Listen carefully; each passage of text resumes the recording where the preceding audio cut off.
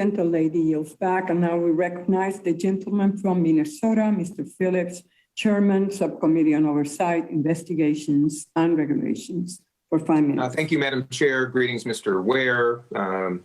Moments ago, one of my colleagues insinuated that Democrats seem to not care about the fraud and are reckless with investment in the SBA. I just want to remind everybody that I think we all agree. We're all here to provide oversight and ensure that there is no fraud, at least as much as we can. You know, every dollar that's lost to fraud and fraudsters is a dollar denied to the very small businesses that we are here to serve, and a source of understandable disgust by me and every American taxpayer. I just want to make that clear.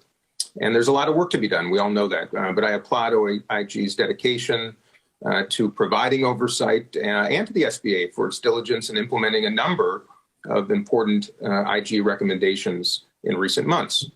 As chair of the Small Business Committee on Oversight and Investigation, along with Ranking Member Van Dyne, let me assure you, we are both committed to ensuring that OIG has the necessary resources to conduct proper oversight, period. And with just $50 million in support from Congress, the OIG recovered $4.2 billion in fiscal year 2021, which is an extraordinary return on investment. So, Mr. Ware, with that in mind, what more can Congress do to support OIG and your efforts to ensure that even more efficient and effective oversight and recovery efforts? Thank you. And thank you for that. Let me first say that thank you to this committee for all the work that you've done with our office to make sure that we get you what you need.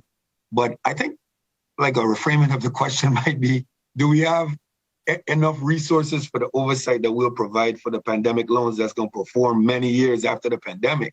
So at present, like we demonstrated, we could provide more oversight with more resources. That's not a good argument, though. The current level of oversight that we have includes just over 180 positions. The problem is that our non-supplemental budget authority only provides for 125. And I said in my opening that the supplemental funds is going to be gone by the end of fiscal year 2024. So it's I think that it's bad timing in terms of that's going to be a key moment for realizing the true scope of fraud in these programs. Mm-hmm. But so I believe that the annual resource level, that the ones that we get annual from OMB, and I'm executive branch, I work with the Office of Management and Budget, and they work well with me. What I could ask the committee is to just please support what comes forward in terms of right sizing us to match the fraud landscape. Okay, thank you, sir. And I encourage my colleagues to give that deep consideration when that request is made. As we all know, PPP was designed to expeditiously distribute funds, with much of the fraud and eligibility controls designed to occur not at loan initiation, rather during the loan forgiveness period.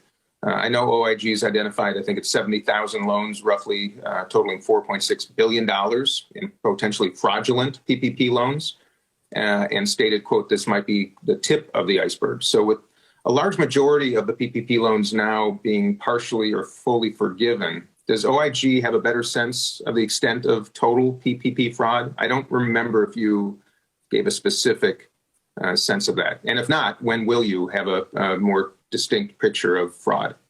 That work is ongoing. So the work on loan forgiveness, we have, I think that there's two that are ongoing currently, in which we should have at least some indication of what we're looking at. But I still think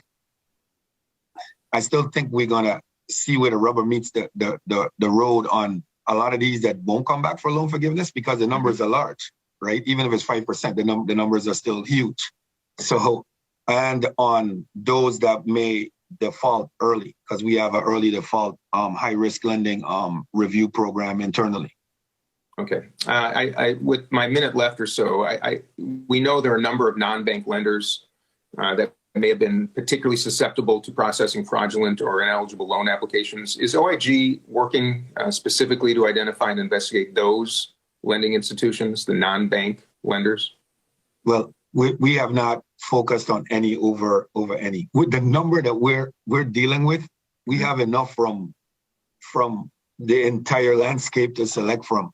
I mean, our agents have caseloads that are it's just unimaginable, quite frankly. I imagine. So, Okay, well, with that in mind, my first question was, what resources do you need? I trust you won't be shy in asking us, because it is our responsibility to ensure you have the resources to provide the oversight that we expect and demand, and so do American taxpayers. So thank you again for your service, sir. And with that, Madam Chair, I yield back. thank you.